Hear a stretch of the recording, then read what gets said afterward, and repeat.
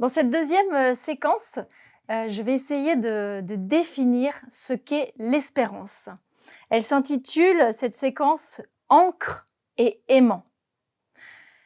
Pour essayer de définir l'espérance, je vais commencer par vous dire ce qu'elle n'est pas. L'espérance, d'abord, ce n'est pas l'espoir. Parce que l'espoir, c'est un sentiment, c'est du domaine de l'affect. L'espoir, on le met dans plein de choses, dans des petites choses, dans des grandes choses. En tout cas, ce n'est pas de l'espérance. Vous voyez, par exemple, si je dis j'espère que mon mari aura vidé le lave-vaisselle quand je rentrerai ce soir. Bon, on n'est pas du domaine de l'espérance, on est du domaine de l'espoir. L'espoir, c'est évidemment très important, c'est une énergie positive. On en a besoin au quotidien dans nos vies. Mais ce n'est pas l'espérance. L'espérance, ce n'est pas non plus l'optimisme. C'est même le contraire de l'optimisme. L'optimisme, c'est une façon positive de prendre les choses en contournant, plus ou moins délibérément, les aspects qui peuvent être fâcheux, dérangeants. L'espérance, elle peut nourrir l'optimisme, mais c'est pas du tout du même registre. Pourquoi ? Parce que l'espérance, elle regarde la souffrance dans les yeux. C'est une phrase de Adrien Candiard dans un merveilleux petit livre qui s'appelle « Veilleur, où en est la nuit ». L'espérance, elle regarde la souffrance dans les yeux.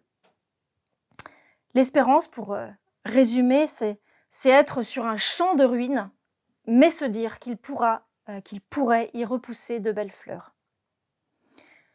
Donc l'espérance, ce n'est pas l'espoir, ce n'est pas l'optimisme, c'est une vertu. C'est même une vertu théologale. Il y en a 3, il y a l'espérance, la foi et la charité. C'est les 3 je vous salue Marie qu'on dit au début du chapelet. Ce sont ces 3 vertus théologales. Et pour essayer de faire simple, ça veut dire que c'est un don, une vertu théologale, qui a Dieu pour objet et pour cause. Dans l'encyclique sur l'espérance Spe Salvi de Benoît XVI, dont j'ai déjà parlé, il distingue, et ça nous aide beaucoup à comprendre du coup cette espérance, il distingue les petites espérances et la grande espérance. Tout ça pour comprendre que cette vertu d'espérance, elle n'est pas posée que sur Dieu, sur le bien incréé, la grande espérance qu'est Dieu, mais elle se pose aussi sur les biens finis. Ce sont toutes les petites espérances qui jalonnent notre vie, que nous avons au quotidien, dans notre cœur, dans nos pensées, depuis notre enfance. C'est par exemple l'espérance de trouver le grand amour, l'espérance de faire plus tard tel ou tel métier, d'écrire un livre, pourquoi pas. Ce sont toutes ces petites espérances qui accompagnent notre chemin et toute notre vie. Mais quand l'une d'elles se réalise, qu'elle s'accomplit, on comprend que ce n'était pas le tout non plus de notre vie. Toutes ces petites espérances, elles sont bienfaisantes, elles sont nécessaires, elles nous aident à traverser les joies comme les peines. Et ces petites espérances, c'est aussi les signes des temps.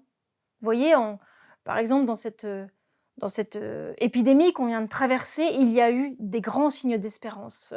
Les personnes qui se sont engagées très fortement pour prendre soin des plus fragiles, des malades, des personnes aussi de la rue, de tous ceux qui souffraient vraiment de cet épisode dramatique, eh bien, des personnes ont pris leur place. Et ça, ce sont je pense, des signes d'espérance de notre temps. Et il y a aussi, évidemment, tous ceux qui réussissent à prendre leur place dans toutes les souffrances humaines qui sont éternelles ou qui sont contemporaines.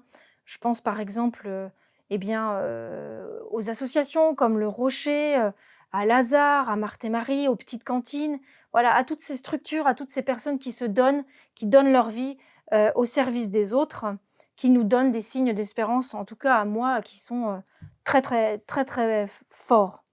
Je pense aussi au mouvement scout qui en ce moment se prépare cet été à partir, faire des formations. Voilà, c'est des signes d'espérance pour notre époque. Il y a aussi ces auteurs, ces penseurs contemporains comme Martin Stephens, qui sont des sources d'espérance. Et puis toutes ces personnes en service au quotidien, dans le service discret et invisible quotidien qui pour nous viennent, par leur exemple, nourrir notre espérance. Il y a aussi les fausses espérances, hein. Par exemple, voilà, ce progressisme qui nous laisse croire qu'il y aurait un progrès illimité. Je crois que voilà, notre époque ne manque pas de fausses espérances. Mais voilà, dans les grandes épreuves, eh bien, ces petites espérances-là, on voit bien qu'elles ne sont pas suffisantes. Celle dont nous avons besoin, qui nous est donnée dans cette vertu d'espérance, c'est la grande espérance. La grande espérance, c'est mettre sa confiance dans les promesses du Christ. C'est une force qui vient nous aider à prendre appui sur Dieu et pas sur nos seules forces humaines. Et là, je voudrais vous parler de cette ancre, voilà, dont nous parle saint Paul dans l'Évangile. Il nous dit qu'il parle, lui, de l'espérance comme une ancre pour notre âme. C'est dans la lettre aux Hébreux. Cette espérance, nous l'avons comme une ancre solide et ferme pour notre âme. Il y a 10 ans, je traversais une période assez difficile de ma vie, un deuil périnatal. Nous avons perdu une petite fille. Et j'avais écrit une lettre, en fait, voilà, pour les funérailles, une petite lettre à cet enfant. Et j'étais loin à ce moment-là de penser qu'est-ce que l'espérance, à réfléchir, à faire encore vraiment loin de faire des topos sur l'espérance. Mais voilà, j'ai repris cette petite lettre pour préparer cette séquence et je voudrais vous en lire juste quelques lignes. J'avais écrit Marie, elle s'appelle Marie, tu tisses un lien entre les cieux et nous, comme un fil invisible, si solide qu'il pourrait nous rendre invincibles. Pour la 2e fois, tu fais de nous un papa et une maman, tu as harponné le ciel, tu nous fais apercevoir le firmament. Avec la grâce de Dieu, à l'aube de notre vie, notre famille se réunira dans la joie. Voilà, ce lien invisible, ce fil, je crois que c'est vraiment ça l'espérance. Ça en réfère à cette ancre dont nous parle saint Paul dans l'Évangile. Et je crois que cette espérance, ce lien, c'est pas d'abord nous qui l'attrapons, qui allons la chercher, mais je crois plutôt que, eh bien voilà, comme cet hélicoptère, cet accessoire vraiment très ajusté que m'ont procuré mes assistants, mes enfants, je veux vous montrer, en fait, voilà, avec cet hélicoptère, que ce fil invisible, c'est pas nous qui l'attrapons. C'est vraiment l'espérance qui vient nous chercher quand nous en avons besoin, quand nous sommes dans la détresse, quand nous sommes dans les vagues, dans les flots. Eh bien, elle vient nous chercher, nous agrippe et nous arrime, vraiment. Alors, ce fil, à vrai dire, il est là en permanence. C'est vraiment quand on en a besoin qu'on s'en rend compte, parce que voilà, ça se tend un peu. Et ce fil, ce lien, eh bien, je crois que c'est tout simplement l'amour de Dieu pour chacun d'entre nous. Dieu, il s'intéresse à tout dans notre vie, aux moindres choses de notre vie. Dans Saint Luc, on lit « Pas un seul n'est oublié au regard de Dieu. À plus forte raison, les cheveux de votre tête sont tous comptés. Soyez sans crainte, vous valez plus qu'une multitude de moineaux. » Chacun de nos cheveux est compté. Je ne sais pas si vous avez déjà essayé de compter vos cheveux, mais ça vraiment en dit long sur l'amour de Dieu pour nous, pour chacun d'entre nous. Qu'est-ce que c'est donc que cette grande espérance? La vraie, la grande espérance, celle qui soutient toute l'existence et résiste à toutes les désillusions, cela ne peut être que Dieu. Cette belle phrase n'est pas de moi, elle est de Benoît XVI dans Spé Salvi. La grande espérance ne peut être que Dieu. Et voyez, même quand on traverse une énorme difficulté et qu'on crie « Mais pourquoi m'as-tu abandonné ?» c'est bien à quelqu'un qu'on s'adresse. Pourquoi m'as-tu abandonné? C'est à Dieu qu'on adresse cette supplique. L'espérance, la grande espérance, c'est Dieu. Alors vous allez me dire comment on garde le moral avec, c'est bien gentil tout ça, la grande espérance c'est Dieu, mais comment ça nous aide à garder le moral dans toute la réalité concrète de nos difficultés au quotidien, dans toutes ces épreuves qu'on traverse et pour lesquelles finalement on ne comprend pas grand-chose. Ben là, je voudrais vous partager encore une fois ma petite expérience. Moi, j'ai vécu un certain nombre d'injustices et de difficultés qui étaient assez douloureuses. Et en fait, je me rends compte que j'essayais de garder tout ça. J'y comprenais rien, en fait. Pourquoi cette épreuve? J'y comprenais pas. Eh bien, je me disais qu'il fallait que je garde ça et que je le médite dans mon cœur. Et j'essayais de garder ferme cette espérance que Dieu serait capable de faire du beau avec du moche si vraiment je restais accrochée à lui. Et vraiment, je crois qu'aucune de nos larmes, quand elle coule en présence de Dieu, aucune de nos larmes n'est perdue. Je crois que l'espérance, c'est aussi une forme d'abandon, une forme de comprendre, de consentir que on n'a pas pouvoir sur tout, en fait. Et bien sûr, on s'en rend compte dans une épreuve, dans une difficulté.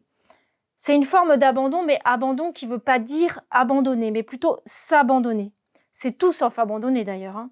C'est plutôt essayer de tenir ferme dans l'espérance que, en son temps, Dieu, il tiendra ses promesses. Alors voilà, cette grande espérance ne peut être que Dieu, et j'aimerais vous prendre une image supplémentaire que celle de l'encre que nous propose saint Paul. C'est l'image de la force qu'est l'espérance. Vous voyez, la gravité, c'est cette force qui nous ancre dans le sol, qui fait tomber chaque chose par terre, sauf dans l'espace, mais en tout cas, nous, on ne connaît pas autre chose que la gravité terrestre. Eh bien, je crois que l'espérance, c'est l'inverse de la gravité, c'est une gravité inversée. Quand il y a de la gravité dans nos vies, et même quand il n'y en a pas, toute chose, en fait, eh bien, est attirée par Dieu. Quand il y a de la gravité dans nos vies, cette espérance, elle nous fait lever les yeux plus haut, lever les yeux vers Dieu, en fait. Vers Dieu qui est, encore une image pour vous, vers Dieu qui est un aimant pour nous, au fond. Cette gravité inversée, c'est comme un aimant qui est plus fort que tout, vous voyez, qui nous attire à lui.